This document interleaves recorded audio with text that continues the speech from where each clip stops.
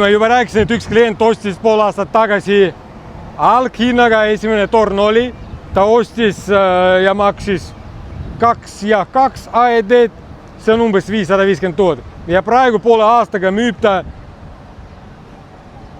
2,8 eest dirhamidest ja eurodest on umbes 680. Ta tegi poole aastaga rohkem kui $100 000. 100-150. Seetõttu see oli algus ja oli alghinnaga esimene torn. Iga järgmine torn pluss 50%. Lihtsalt pole valikut. Järelturg puudub ka. Arendaja paneb uue hinda ja nii palju see korter maksab. Pluss alguses olid korterid, väiksed korterid, one bedroomid, merevaadega. Järgmisest tornidest ei olnud. Lihtsalt teisele poole ainult. Seetõttu need 2 või 3 esimest torni hind kasvas nii kiiresti. Seetõttu see on eksklusiiv. Merevaadega one bedroom lihtsalt puudub järgmistes etappides.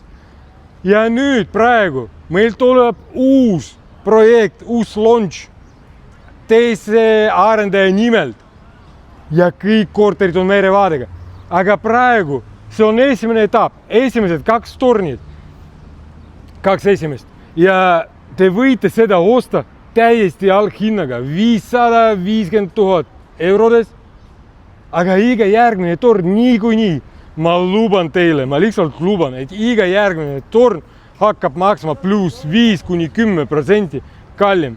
See on igal pool nii.